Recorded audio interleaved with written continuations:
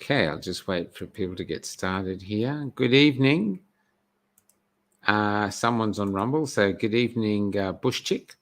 Hi, everybody coming in. Estelle, how you doing? It's going to be a very interesting show tonight. I've spent the morning with James and his mum, Angela, and it's been fascinating. This young man will be here. I'm just seeing if he's coming now. He lives in a 10-story sort of motel building. Here he is. Sit.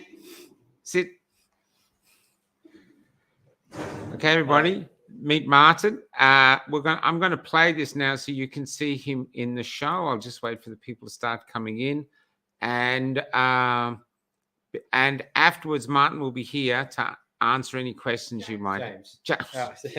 James will be here to answer. Where did I get Martin from? I don't know. James will be here to answer any questions you have. But yeah, this is going to be good.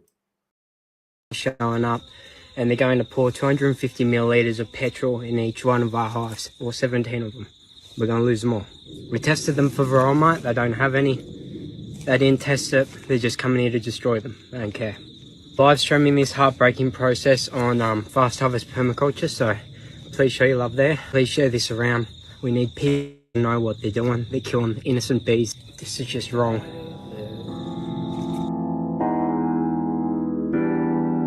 All the time spent in my head, I should make something productive out of it.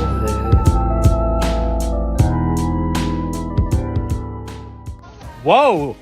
That's a new breed of tree I see. What? Wow.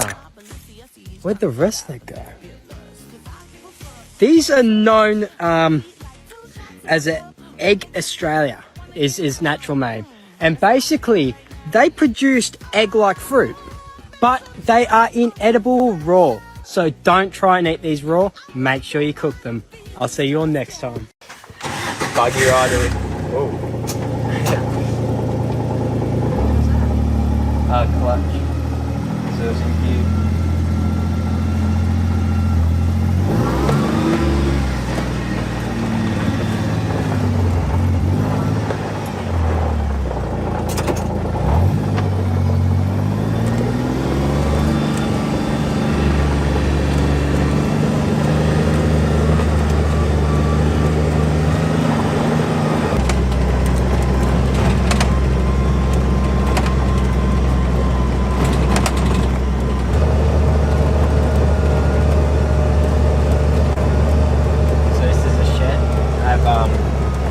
All the machinery in it. We used to have a nursery set up in here, but it's we've sort of planted all of our trees, so we've dissolved that side of that for now until we build another shed. But yeah, this is the machinery. We're gonna go to the food forest. Yep. All right.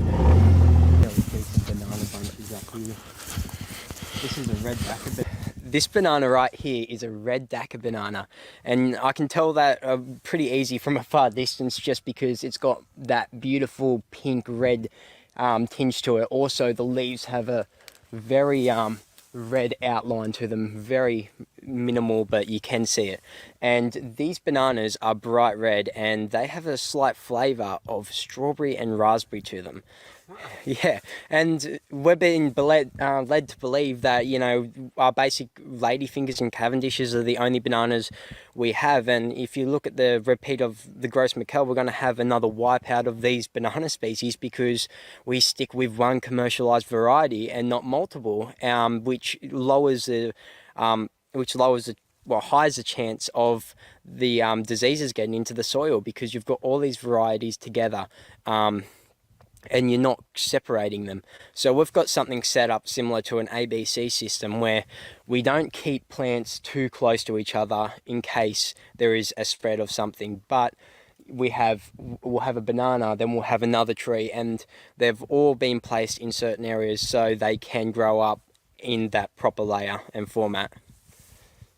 Can I ask, with this banana, does it flower, does it have fruit once like a normal banana and then it never reproduces? Yep, almost all bananas except the false banana all produce fruit only once and then they die off. A lot of people get misconfused and they go out to their banana patch once a year because there's 15 bananas in it, and there's like, you know, oh, my banana's fruited twice this year, even though it takes 9 months to ripen a bunch up. But it's just the other trees died off and a new tree has produced fruit. The little fruit that is coming on here, but we've got no bees, so the pollination is going to be very, very minimal this year when it comes to pollinating a lot of our fruit trees. A lot of the flowers are just going to drop dead and die off without producing any fruit. A lot of the fruit that are self-pollinating won't actually create proper fruit. For instance, raspberries will become crumbly. It'll still create fruit, but it won't be edible per se. So it's devastational to really be losing these bees. Banana tree, and then there's a raspberry. Is that the start of the banana fruit? Yeah. So that's the start of a banana fruit right there. That's a banana flower. And they basically drop down and you'll see the little flowers right there for the small bananas. And they come down in hands basically from the bell. And normally a tree will stop producing bananas, well, stop holding onto the flowers once it knows it's its capacity of fruit. So it's already lost 3 hands under the bananas themselves. So in about a week I'll come along and I'll chop that bell off once it's dropped another couple of hands, and then I'll bag that up. So that's how a banana starts, and that is actually edible. The banana bell. What's it taste like? Bitter, very bitter. Yeah. Edible but not nice. Yeah, exactly. It apparently if you know how to cook it, it can be nice. It's used in a lot of Thai. And I think it's Vietnamese. A lot of those places, areas use the flowers themselves, and even in some areas of the world they use the stem, the actual inside of the banana tree, and they eat that. I've eaten a piece of it, and it is also very, very bitter. So this is wormwood, and the government made it illegal for sale. You can grow it, but you can't consume it because it's known to have a lot of healing properties, even cancer-fighting properties. So as soon as the government... So why would you want that on sale? Why would you want that? Exactly. Something that naturally can heal cancer for free? Yeah, and it fights against it. These trees are absolutely gorgeous. In fact, they actually make absinthe out of it, the alcohol. Wow. Yeah, so it's a very beautiful beautiful tree, and there's a couple different varieties like this one right here. That's the same variety as this one. Same tree, but different variety. Yeah. Species. So they're both wormwood. And these are super easy to recreate. I just take cuttings of them, I get some Kleenex and I put them back into the ground, and you get some new ones come through. They do have a lifespan, so when you do cut one that's 3 years old and you put it in the ground, that will be 3 years old. So if this dies at 5 years, you know, that one's going to be 2 years behind. Yeah. But at the same time, the seeds are very, very easy to sprout, and they are flowering. So, well, they've flowered and we've got seeds. If you had bees to pollinate. Yeah, exactly. Bees to pollinate, because, you know, we're going to get, with a lot of these seeds and flowers that are going to come through, they're not going to come through, or they're going to be duds. And, you know, even though a lot of trees can be actually, no, not a lot of trees, barely any trees when it comes to imported trees, and a lot of these varieties, they need these bees to pollinate. And you're just going to be left with absolutely dodgy fruit no fruit at all in most cases, unless you're hand pollinating or doing anything else. And even hand pollinating, you're not going to be able to pollinate absolutely every flower. You're going to lose such a massive amount of your crop. And somewhere like this that needs the fruit in abundance to reproduce into the ground and for all the other animals, it's really crucial to have that large structure of pollination and the healthy pollination with all the different animals. So this beautiful tree here is an ice cream bean, and it creates pods that are about tamarind size, and they absolutely are packed full of this like furry, almost fairy floss consistent fruit that has a vanilla ice cream flavor to it. Like, it is absolutely incredible, this tree, and we have a lot of these. Sure, it's not an egg tree. It's not an egg tree yet. We'll get to the egg tree. But we have these set up all through the food forest because they're really, really fast growing. So the goal of a food forest is to have your multiple layers. So your canopy, your sub-canopy, and your shrubs and herbaceous layers and all that. So this is one of our canopy layers that are going to create shade for the rest of the herbaceous layers and all that. And as you can see, there is a lot of weeds and that on the herbaceous layer, the lower layer right now, and grass. And that's actually not a problem, because once these trees grow up, they're going to establish their place in the forest. And a lot of these natives are actually native grasses and that are fixing the soil as we speak. So it's actually doing a lot more benefit than any harm. So we just chop and drop, or we let it grow for a bit. So just as we're walking, what is that thing up there in that on the hill that looks like a large beehive? That's our house. It's the largest private residence in Australia, but it does look like a beehive. So we're going to the above ground beehive, I think. So that was built as a hotel by someone? I was built as a private residency as someone, and yeah, we ended up buying it maybe 13 years ago and establishing the food forest here about 4 years ago, and yeah, we've been happy ever since in the middle of nowhere.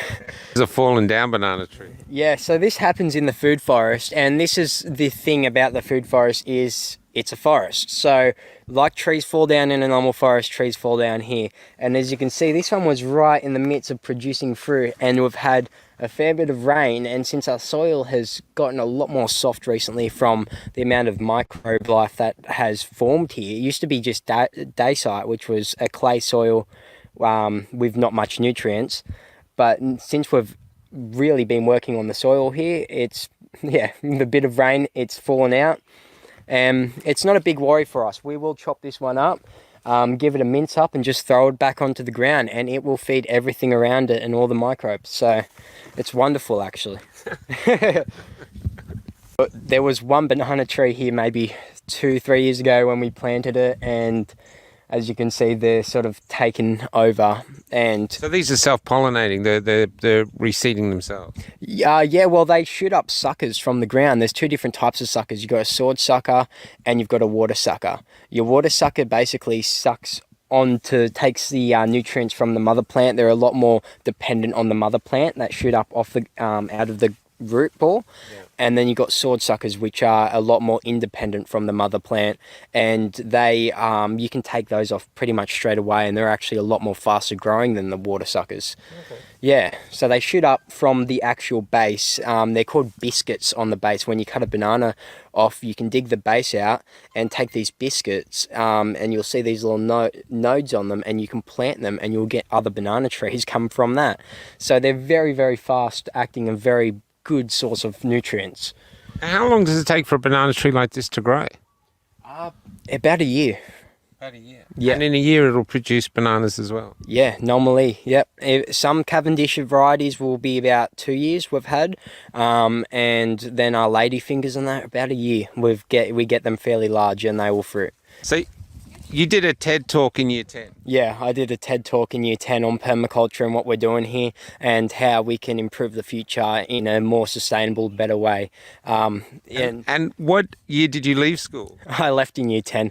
I was only there for maybe half of year 10, and I still did the TED talk. I still, really wanted to, I had passion for this, so it really meant something to me to show the world what I could and what we could do here. Can you just say what you said about fleas, training fleas, and the analogy when it comes to school? Yeah, so when you lock fleas in a jar for 3 days, they won't, once you take the lid off, they won't jump any higher than the jar itself. Even their off birth or their children won't jump any higher. And you do that same principle, you get kids and you put them into a school for 12 years, you've really created a lid on society where people believe that they can't jump higher than what they're being told, and to be led into university and finish your school system and pay the government the money that they want, not actually have the free will and freedom into doing what you want and your passion. Well, this is swale 1 and 2 of the food forest. So we've got 18 swales in the food forest. What's a swale? A swale is a mounded up part of dirt. So we've mounded up the dirt here and put it onto a larger scale. We've actually mixed in some blood and bone and other stuff into this soil, and the goal is to store water in the swale and slowly leach it into the mound itself, so it keeps all the trees watered and we don't have to do hand watering or any other type of watering. Okay. Yeah. It's all on contour, so it's like contour banks. So when the water comes down from one side, it'll fill up and then it'll overflow into the next swale. And then it'll overflow into the next one. So it'll slow the water down that comes down the hill and catch it and then feed it back into the mounds. And this is permaculture? Yeah, so this is permaculture, and permaculture is also a sustainable version of agriculture. So when you look at agriculture and a lot of the farming methods, it's unsustainable. You have to rest land. It's devastational for a lot of these smaller insects because the mass amount that is needed to create these fruits in such a large area. While somewhere like here, it's all grown in with nature. So all these trees grow up and create a actual ecosystem and forest with its own humidity levels and its own nature, where there is so much fruit that the plants can then drop the fruit onto the ground to reproduce more trees. It can then feed the rest of the trees and feed the animals, also leaving an abundance of fruit behind for us and everyone else that we can supply the local area with. Wow. Normally you can hear them.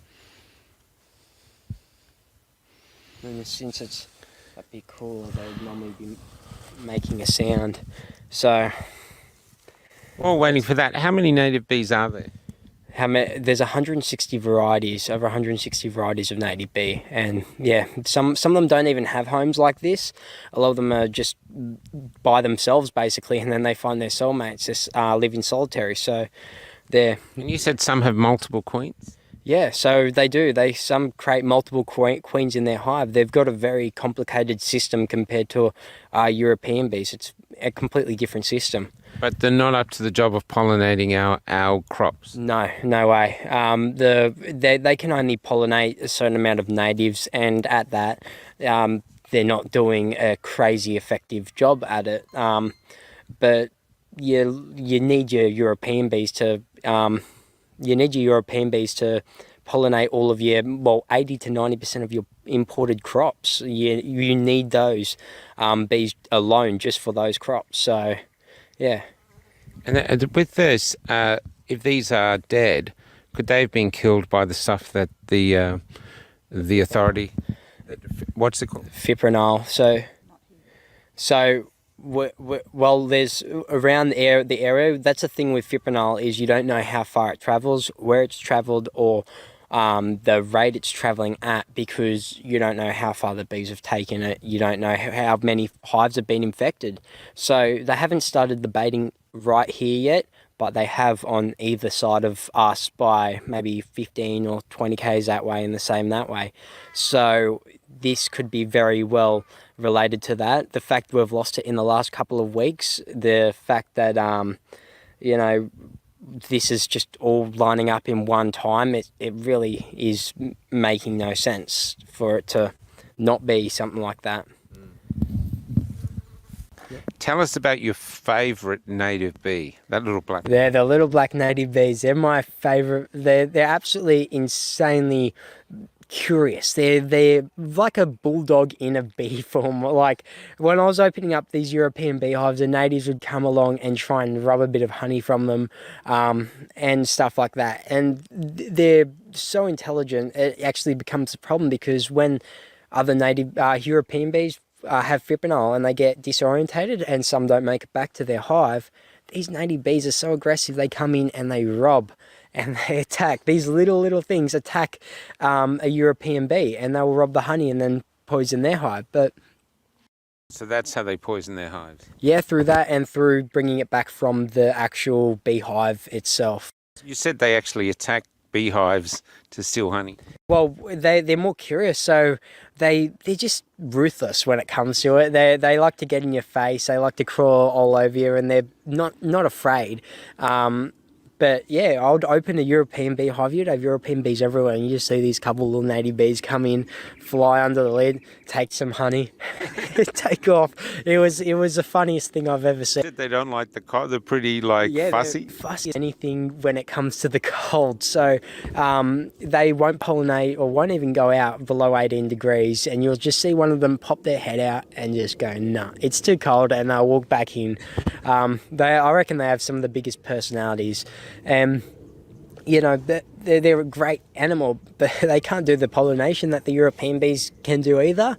But yeah, they're still going to get affected from this fipronil, even though no native bee gets affected by the varroa mite. Okay, have a seat when you're ready. It's today's offers. I love it. So, first off, what got you into bees?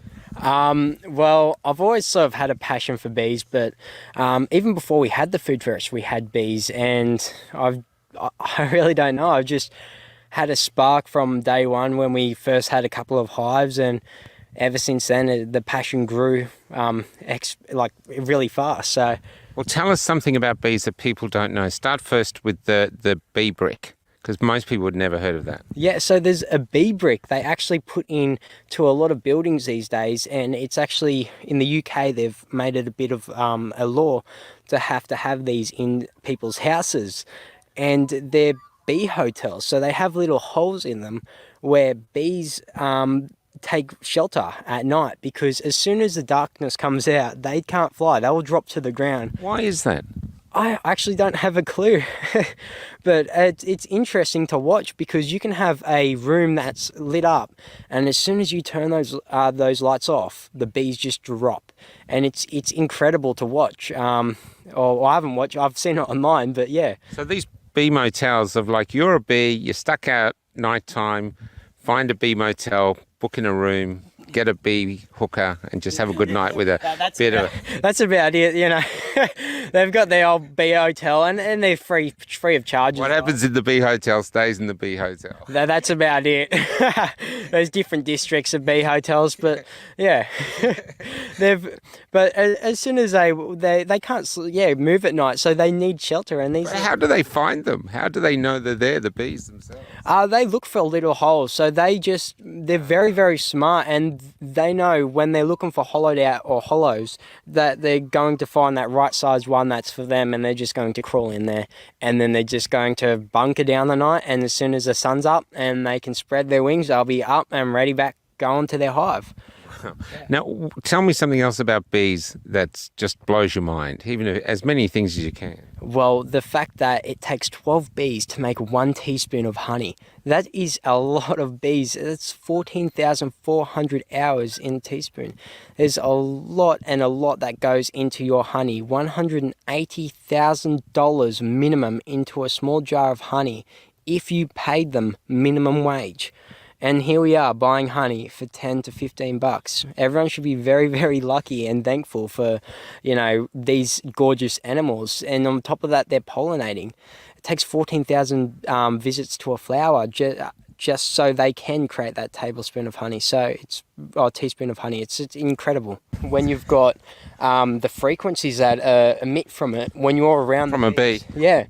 So when you're around a beehive, the frequency relaxes you, calms you down, keeps you happy.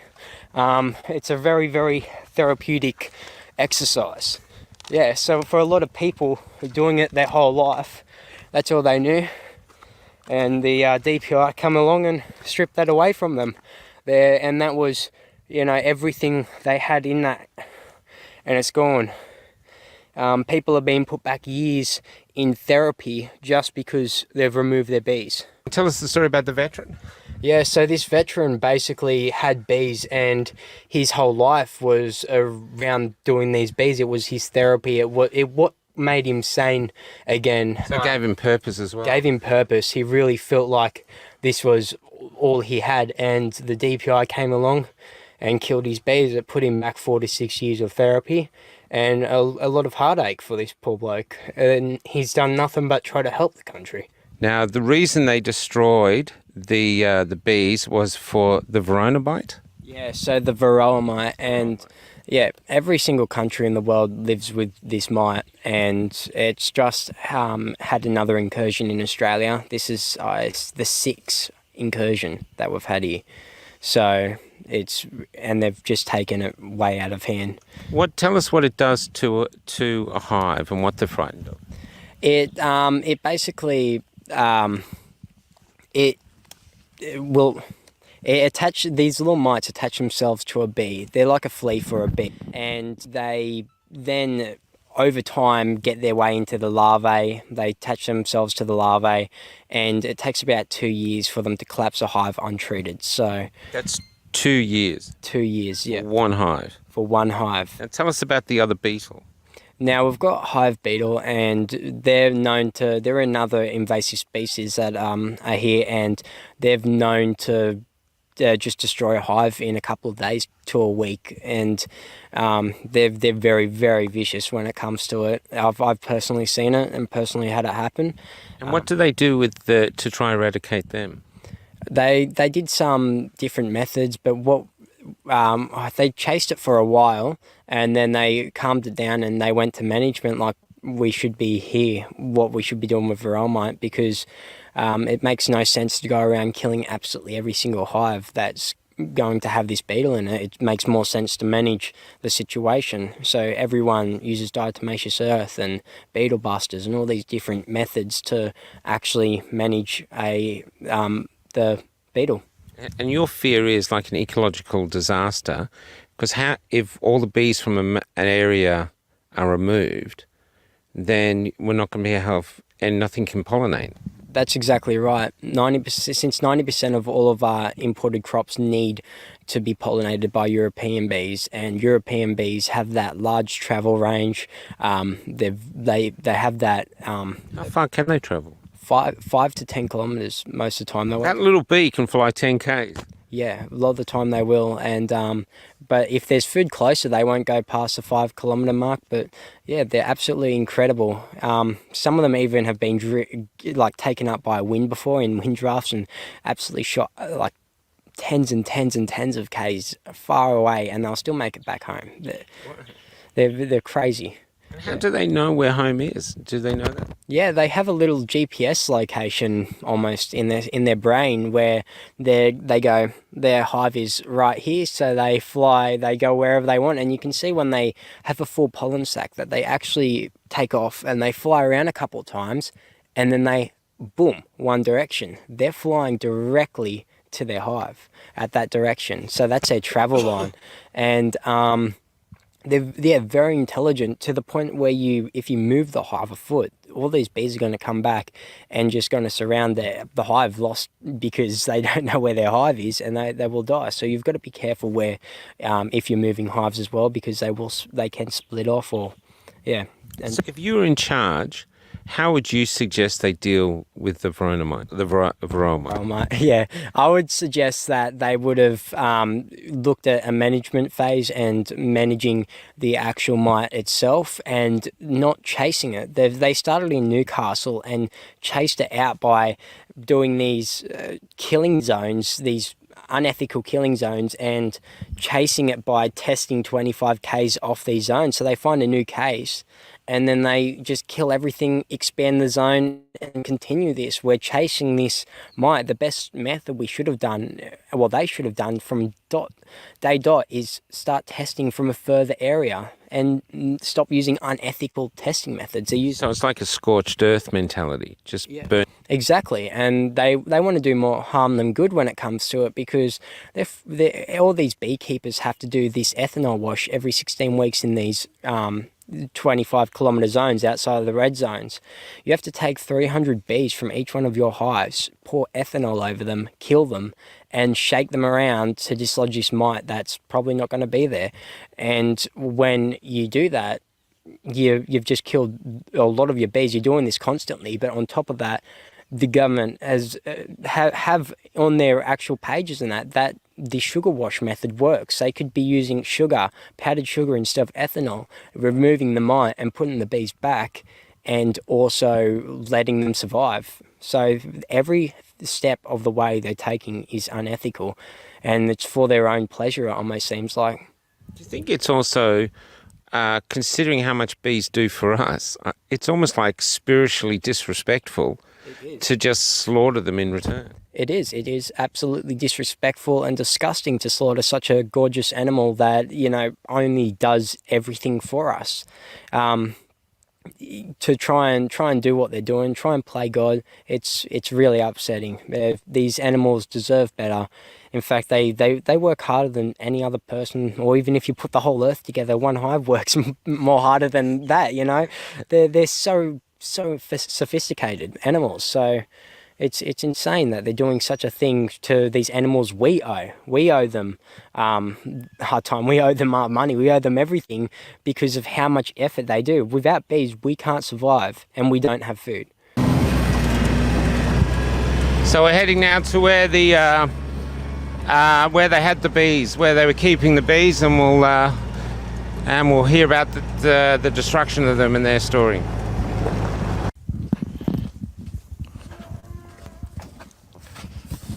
So we had our hives placed on each one of these bricks, and as you can see, there's still remnants. There's the straps from the hives that are left behind.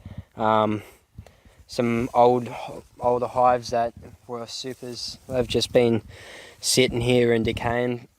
It's really hard to come down here and just see what they've done. So it's Can I ask you some questions? Did you have to bring them here?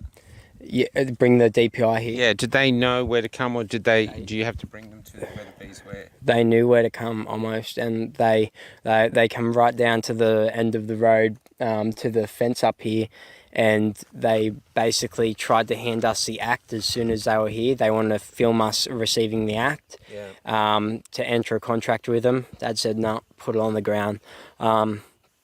They still come in. We don't let them in. It's millions in fines each, and we can't you can't do that. So we've really left with no choice. And we've had people ask, let the bees out. Why don't you let the bees out? And that's the same thing. They come here and they see the hives are empty. They're going to know that we let them out, and that's going to result in fines as well. Can I ask, how did they know they were here? Had they droned, or had they? So they're registered to the property, so everyone had trust in the DPI originally and thought this is what we're supposed to do, register your bees to keep everyone safe. But yeah, they knew exactly where they were since we registered them with the government. So when you registered them, you showed on a map that they were just here? We showed it was on the property, so not on a map they were directly here, but it was located on this property. So I just mean it's quite hard to find this. So the fact that they knew where it was. They already came out. They'd already come out. Different people though. So a different group of them of the DPI came out and did a test here before. And they were negative. Yeah, so they did a methanol test. This was ethanol test. This was right back when it started, almost, and that was negative. And then maybe a week before the DPI showed up, we did our own ethanol test, and it also came back negative on all of them. And it's devastation. They didn't even do the proper sticky mat test that they want to do, which is unlawful anyway. But they just wanted to come in and destroy healthy hives. Now tell us how they destroyed them. When you were standing here watching them, what did they do to destroy them? They literally just grab the hive. They would open it up and they'd get a cloth and then they'd pour 250 milliliters of petrol directly into the hive. They'd just like shut the lid, you'd hear the bees freaking out. The sound, you know, that frequency, you know, so reminisce around you, love, you know, you're hearing this torturous frequency coming from these poor animals. How did you handle it?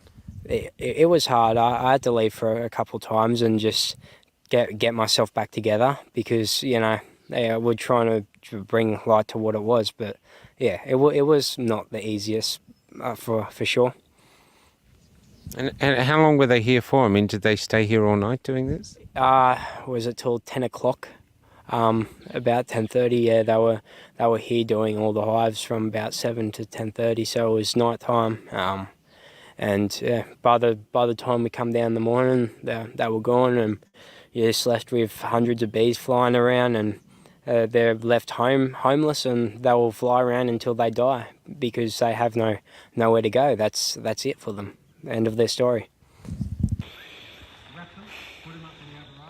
These are the two guys that have come in. I'm assuming that there will be more.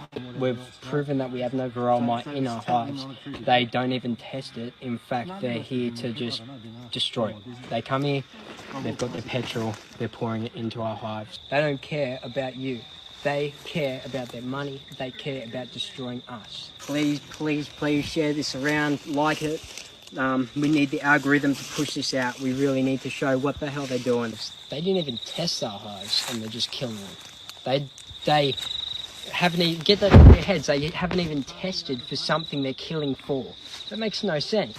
Do you guys want to get involved with the euthanizing, or just want to stay out of it? I'll stay out of it. Okay, that's all right then. Yep. There we go. There's your conspiracy theories for you.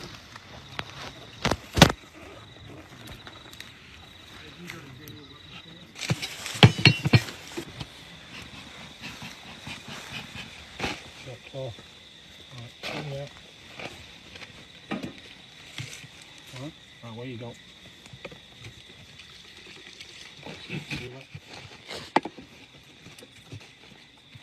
That's all right. We don't need to put that on. Just down for 30 seconds.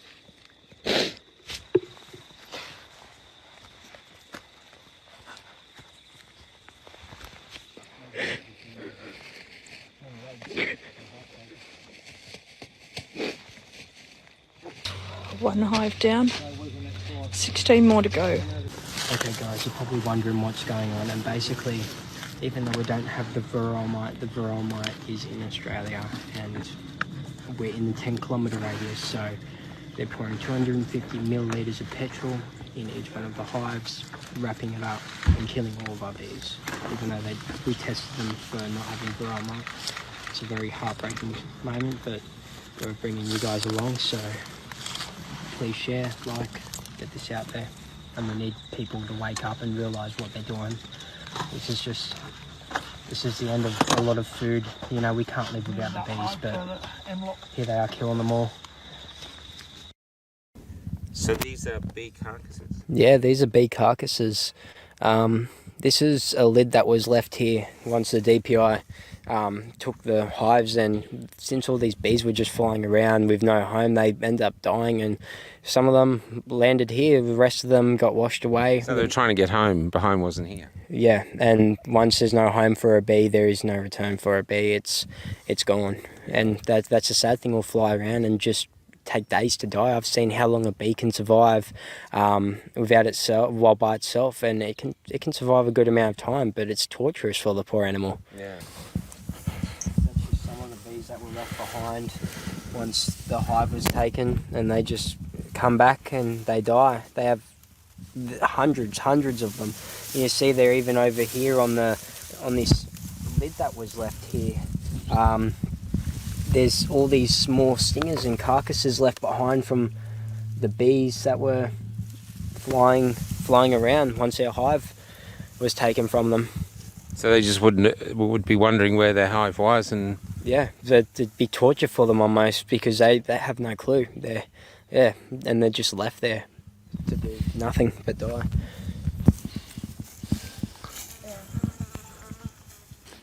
So you're his mother? What's your name? Andrea. Andrea. I just noticed that's pulled out. Now, back again, where did you get this boy from? How did this boy come about that he's so passionate, so driven?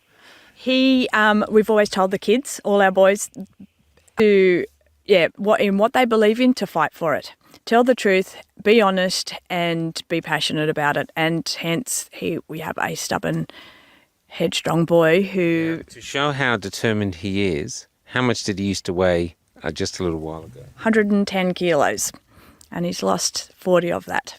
How the hell did you lose 40 kilos in 5 months? I did it through fasting, eating right, and just enjoying myself, not over pushing myself, but doing it fairly to a point where I realised how to properly eat and enjoy life a bit better. So. And how's your life changed since you've lost the weight? It's changed a lot. I've been able to I breathe, I run, I can just feel myself. No kid should be fat, in my opinion. Everyone should be really healthy, especially obesity is only a modern thing. It should have never been around. So, Tell us about how he eats. He eats once a day, big plate like this. It's piled up with food, and then he'll have an identical plate with fruit, yogurt, and honey drizzled all over it every single day. That's all he's done, is just one meal a day. So he fasts all day long, which is frustrating for us because sometimes we don't get to sit down because he's already eaten. He's, I'm hungry, I've got to break my fast. And he has a window of 1 hour of eating. That's it. Weekends he's a little bit more relaxed. I'll open that window to four hours of eating. Now, going back, what was it like here when they turned up? Now, did you see them arriving? Yes. Yep. We were given 30 minutes notice. And You've got a high view there, so you could see them approaching. Well, we knew they were coming, so we came down here to this area, set the cameras and that up. We had 30 minutes notice. Yeah. So we knew. They were on the road when they told you, because it's not 30, it's more than 30 minutes. It's an hour from here to Tokal. They would have already been on the road heading here, and then they've served us 30 minutes notice to say we're on our way, we're going to be there. And that's when I was like, this is just insane. So I went down and filmed the last video in front of the live beehives, and the last video in front of the live beehives, and that one took off, which is, thank God for that, because it needed to get out there, and not many people knew what was going on with this. That's got over 1 million views on it, just on TikTok alone. Well, what was it like here? You filmed the whole thing when they were destroying it. It was... What was it like? And how did you feel for him? It was heartbreaking. It was... The noise, the sound, the whole process. He took off a couple of times because he didn't want to be there and watching it, but I needed to, as much as I hated it, I needed to record it so we could get this out to the people and to show what is actually happening. It's been happening for well over 12 months, and people didn't know about it, that it was still going. Were the officers sympathetic at all? Yes, they were. The main guy that we dealt with, yes, he was very understanding. He was... without a doubt, there was no problem with him. I get it's their job and they need to put food on the table, but the thing is, you're not going to have food to put on the table when you're killing the things that are producing your food. There is a limit to what is your job and what is just right and wrong. And, they can be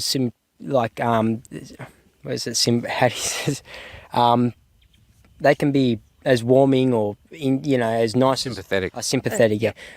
They can be as sympathetic as they want, but at the same time, that they knew they were doing wrong. They could have made a stop, and if people weren't doing it, then you wouldn't have this problem, because the people would have a voice. People would stand up and go, "This isn't right. Maybe we should manage it. Maybe we should look into different methods that actually work." Well, the interesting thing, we cull a lot: camels, mules, brumbies, kangaroos. But even though we kill them, they don't make the food. They don't do for us what the bees do. Yeah. So it's a way, it's a form of attacking ourselves. Yeah, that's right. Ourselves. Yep. Yeah. Especially when the mid-north coast has just created its own self-sufficient area. Like the New South Wales coastline is one of the most self-sufficient areas in Australia so far. With 45% of the bees, all registered bees, are in New South Wales. So they're really going to knock big part of the industry on the head, and that's the self-sufficient industry, people looking after each other, and all your mainstream vegetables and fruits are going to start shooting up in price because they're going to struggle to pollinate those, even though they still get a free pass from their husband. Not all of them. A lot of the Maitland growers out there, they were told that their pumpkins were going to be pollinated by beetles, and we've never seen a beetle in our pumpkins, and their sales or their pumpkins have been down, or is it 70-75%. DPI told them that they'll be fine with the beetle, or a beetle. I don't know I've always seen bees around pumpkin flowers and all those flowers. You need, when it's such a crucial part of the industry of eating and surviving. It's not even a question to go around and do what they're doing. Can I say, if you were here now, previous to this, I'm taking it you would be able to hear the bees, because I can't hear it. Yeah. Yep. You could hear them and you could smell them. Oh yeah, the honey. You could literally smell the honey and the pollen and all that coming from the hives when you were just driving past. Wow. And obviously that's not there anymore. Yeah, it was just driving past, and brought that joy into your body and that feeling, because you get that woof of honey, and then you can hear the bees. It's just as soon as you're around them, your body changes and adapts. It feels like you're more with the earth than ever, and through these animals. Yeah.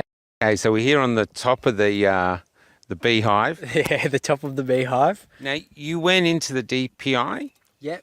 and tell us how that went.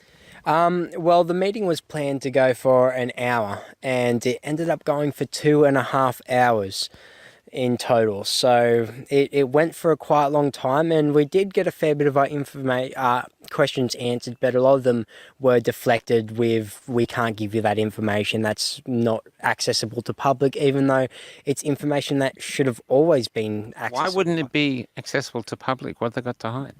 That's exactly right. I reckon A, they've got something to hide, or B, they've just haven't done the research and put the stuff together that they needed to. Yeah.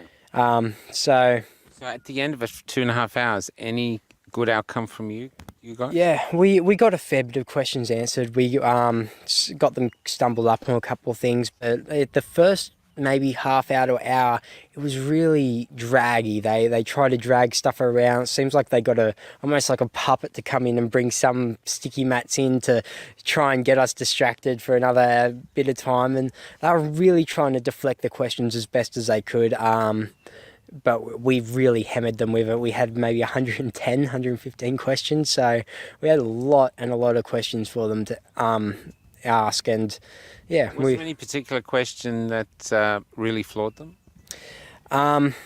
Yeah, who were allowed the government logo on a page with my face on it and misinformation. They couldn't give us a official reason. I said, don't you need someone to approve that? Oh yeah, we need someone to approve it. How did it get passed? They don't have a clue. And then they couldn't. When you go and ask them these questions, like, where did this veromite come from? Oh, we can't let you know that. We can't let you know that. Or what's the spreading rate of the veromite? We can't let you know that. That's how we got treated with all of these questions. And have you done the scientific studies on the environmental impact of fipronil? Because you've accidentally used it once in Queensland, knocked out the green carpenter bee population there. Let's talk about that. Talk about what is fipronil. Fipronil is an insecticide that is banned in almost every single country in the world. And in New South Wales red zones, they're putting baiting boxes that look like black beehives filled with fipronil and sugar water, and they pump pheromones around it, so these bees come in, take this toxic poison, bring it back to their hive, where it poisons their honey, poisons the wax, kills the whole hive, leaves a toxic residue in this hive for 2 years, an unguarded hive where other mammals, animals, reptiles, native bees, all these nectar-feeding animals like insects will come to this hive, feast off it, and then die, continuing this cycle. And once, these animals, once it hits to a point where the animals start dying, or if they do, you're going to have toxicity left in the ground where only 0.1 part per million it needs to be present for earthworms to start having problems, and then it's all hell from there. And so actually wiped out a whole species of native bees. Yeah, so they used it for termites in Queensland. They wiped out the whole entire species of green carpenter bee in Queensland. And they're an absolutely gorgeous bee. We have them here around the property. Haven't seen any recently in the last couple of weeks, but we do have the different carpenter bees, and they're absolutely gorgeous. Okay, so since they did that, you started an internet campaign. That's how we heard about you. Everyone I know has heard about you. Literally, they kind of picked the wrong person's bees to attack. Yeah. What are you doing moving forward in your bee campaign? Well, we're trying to bring as much light to the situation as possible, bring the darkness into the light, like we like to say, and show the power of the people, try and wake some people up and get people to know what's going on. Us people have the rights. The government works for us. They can't be coming onto your property, killing your bees and killing your property themselves, even though they work for us. It just doesn't work like that. And we're trying our best. We're getting banners up. We're looking into the legal side of things every day. We're doing the videos and working in the background. We have a food forest to run here, but we try our best to get the word out there. And so you're just trying to educate people. Really trying to educate people the proper way, not how the DPI have been scaring the living crap out of people through their forms of education. And when someone comes up and says what's actually going on here, they get freaked out, and their only excuse is to throw misinformation on my face and throw it out there. But yeah, that's right. Misinformation on you. Yeah, misinformation on me, not about what I was doing, just me in general. So it's really tragic. They know they're doing wrong. They know they're in shit, and they're literally scrambling because they were trying to do this without people knowing. They wanted to kill your bees. They wanted to kill everyone's bees and wipe out your food without you knowing. And a lot of people didn't know. And no bees, no food. That's real, isn't it? Yeah, no bees, no food. Without bees, we cannot live. It's simple principles we're taught in school, in primary school. You know, bees are the most important, crucial thing that we all need. And why can't we put this simple method of that into place, into what they're doing? Maybe think a bit more, not just kill and kill and kill. It's unethical. Can I ask one important question? Yeah. How old are you? I'm 19. 1 a.m. is still in dark, walking through the park in search of us. The time we had was so unclear. 1,000 promises, a million lies. Like many times, how can you say that we've confidence? Oh yeah,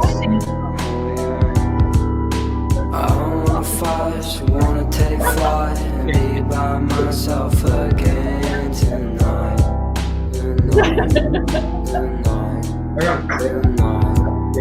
I wanna fight, wanna take flight and be by myself again tonight.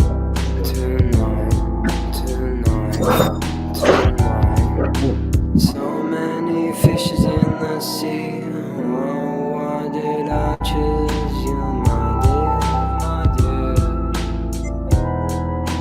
dear? I'm not so glamorous, nor are you. Don't come judge when I'm giving my all to you. Okay. Meet James. Hello. Angela, not Martin, Andrea. There you go. There's I just want to say that last song was written by James. Yeah, I wrote that. My little brother produced the beat and produced the music, but yeah. I just want to read out this comment from Dr. Miley Trin. They are scrambling because they would not think anyone would stand up, but they did not expect a bright young man would hold them accountable. 19 years young. You people, man, shame. You people, man, people to shame. I don't know what that means. Thank you for what you do. But this is, So we're going to do just because I'm live with them tonight. If you have any questions, someone did ask, is it true that bee bites Bee stings are bad. bee stings are bad? Bee stings are not bad for you. I actually look at them like almost like a medicine. You get used to them, especially when you get a lot of them in a short amount of time, like not a massive amount, but you build that tolerance up. Maybe get 5 or 6 or 7 a day. And the beekeepers actually have the longest lives out of all people. So it's a really interesting fact that bee stings and the frequencies around them, and then life expectancy as well on top of that. So, Julia Charles, Andrea, where can you get your t-shirts? T-shirts. I think we put them in the comment below in the description. Yeah, there is a link on Vast Harvest Permaculture in our bios. There's a merch link in there. Okay. Are you able to reintroduce bees to your property?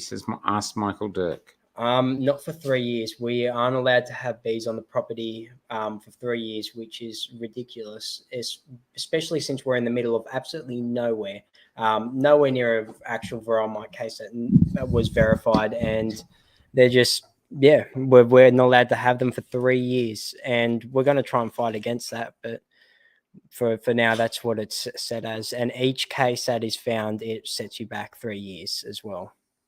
Wow, so they find another case, you'd be looking at 6. No, so if it's 3 years from the last case. Yeah. So if it's the last case is supposedly in 6 months, it's still 3 years after that. So the Newcastle guys, they're looking at 4 years because they've already been doing this for 12 months. So now it starts again for them. Wow. Will Shona asks, will they kill the native bees as well? So they're going to basically kill the native bees through using a fipronil insecticide. Their goal is to kill all the feral European bees that are in the bush by putting baiting stations every 2.5 kilometers northeast, south, and west of each other.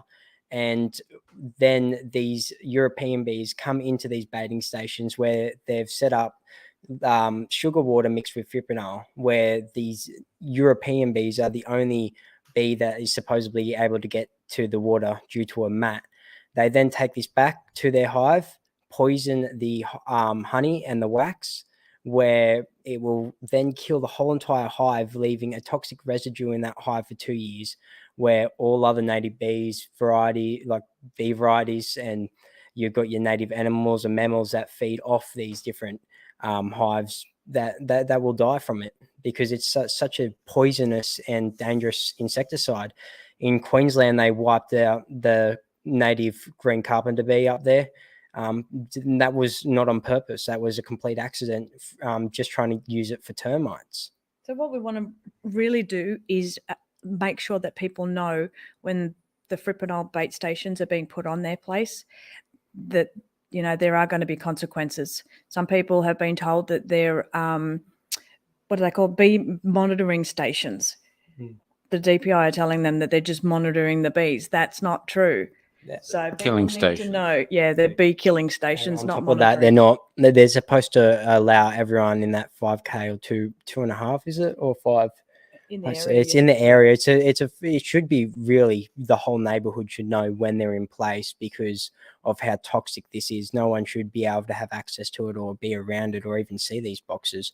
But they're not even doing that. They're not giving anyone notice that they're putting these in the area, in their parks, where the kids are playing. Okay. Do you know where the mite originally came from? Asked Teddy. Well, there's a good question. There's a lot of species of the mite. I believe a lot of it was Central America. You're gonna have to search it up, but I'm pretty certain it was. In regards to how it, like, we don't know what area it has come from, and we don't know what area the mite has come from. So far, they won't let that information out, and they say they have to go through every single country's books, physical books, to go and find what species of mite this is, to then trace it back to the country, which just seems like a load of just rubbish. But yeah, running us around the block. What is the future for returning bees to the property, and do you do site tours of the food forest? The future of returning bees. So we're once we do get the ability to bring bees back, we're going to probably do it triple as hard, bring 60 hives in. Really look into that. And meanwhile, we're going to get native hives, but that's once the fipronil baiting is over. If we can, we're trying to. We need to put a stop to it. We're trying to. We're looking through the laws when it comes to this and working behind the scenes, but. Yeah, so far, if it goes ahead and we can't stop it, then it will have to be those. Once the fipronil is over, it's back to native bees for a while. And the touring of the property, Yeah. we're going to try and open up as soon as possible, but we've got, there's a lot of work to be done. And Yeah, You need a tour bus? are you offering? There's a Miley trend. They are scrambling because they do not expect anyone to stand up to them. It takes a bright young man to come against them. 19 years young. You put many people to shame. Thank you for what you do. Thank you. No, He's a yeah, smart kid. I try. I'm surprised that it took this long for people to jump onto this and actually show what they're doing, because they killed so many hives before we even got ours taken, and it was just 30 minutes notice. It really, no one knows, and it's not until they're at your door and they're doing it that you know, and you feel hopeless and worthless. You're trying to stand up against someone so big like the government. You really feel screwed. What do the bait stations look like? Says Bill Lober. G'day, Bill. The bait stations look like they're almost like bee houses, but they're black. And some of them will have straps on them. Some they're supposedly in trees, but they can't do that. That's how they set it up in the act. But They kind of look like the dead beehives that we've been, the photos and the videos that we've been posting. They kind of look like that, all like wrapped up. It's like they're mocking it, and it's really disgusting. And some of them are wrapped up in barbed wire and covered in mesh fencing to keep people away, supposedly for the animals. But yeah. If the bait is illegal, why are they still using it? So it's not illegal in Australia. It should be, very well should be, but it's legal in most countries in the world, including the UK and America. So the real question is, why are they using such a deadly chemical? And there has to be there is another solution, but this is just their unethical acts. This is how they run. How long does it take for the bees to rebuild?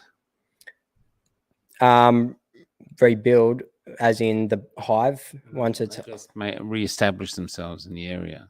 Well, once the feral hives are wiped out, it will take definitely a long time. But just alone, 45% of registered bees are in New South Wales. So if you wipe out a large amount of that, it's going to take ages to repopulate all the beehives that they've wiped out. Especially they've killed 30,000 beehives so far, and it's devastational. You can't really just repopulate all of that in one go, especially if they're killing thousands each day, more or hundreds, or It's going to be bee free probably for 5 to 6 years. The areas, a long time. Yeah. Wow. Are these baiting stations toxic to humans? Yeah, fipronil is very, very toxic. It's a poison. It's poisonous to earthworms, it's poisonous to animals, and it's poisonous to humans. Probably not at the level that they're using in the bait stations. I mean, if you go and drink the whole, you don't want to be liquid, drinking. you probably die. But yeah. How many bees can a hive have? It's about 80. I think it's around 80, 100,000 they can get up to per hive. Depends on how strong it really depends on how strong the queen is. Some of the hives might have 30, 40,000, and you consider a bit more of a smaller hive. And then you get to your medium strength hives, and they'll have 60,000, and you can see how dense they are in with different queens.